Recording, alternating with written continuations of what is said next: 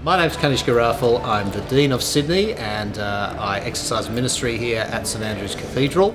I was brought up as a Buddhist. My mother's family were Sinhalese Buddhists. My father's family, also from Sri Lanka, but descended from the Europeans. They were of Christian background. And so as a child, my mother kind of was responsible for the religious upbringing of the children, and we were raised in Buddhism. My name was actually given to me by the chief monk of the London Buddhist Vihara. I was born in London, and he picked the name, and it is the name of a 6th century king in northern India around Kashmir, and he was responsible for a revival of Buddhism. Kanishka III, actually.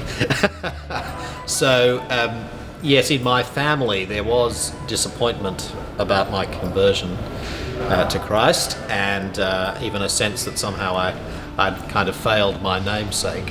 I became a Christian through God's grace, but the immediate way in which it happened was that I had a conversation with a friend. I asked him about his Christian faith.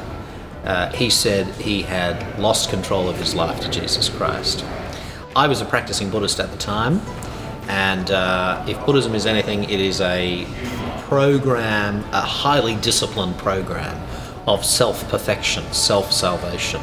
The Buddha was said to have taken 500 lives to achieve enlightenment.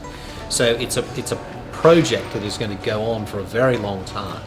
And so at the particular time of my life, when I was about 21, I was kind of more serious about my Buddhism than I ever had been previously. And it was very much about achieving mental, spiritual, physical control of my environment and relationships, and especially my inner life. So it was quite breathtaking to have a Christian friend whom I respected and admired, and to have him say something like that. I've lost control of my life to Jesus. Anyway, at the end of that conversation, he offered me some reading material, which turned out to be Mark's Gospel and John's Gospel. And I was particularly struck by the person of Jesus. A couple of times in the Gospel, John says, "At this, the people were divided."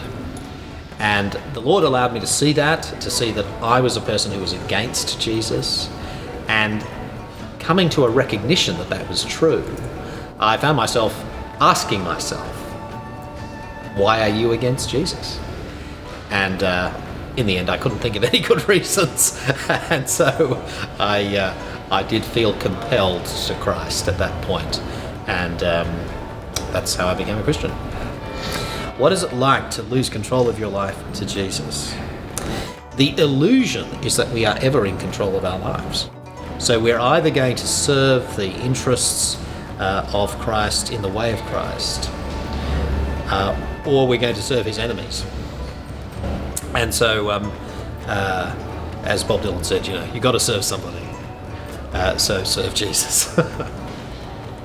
And of course, to be controlled by the Spirit of Jesus is the very best thing for a human being. It's the very best way to be a human being.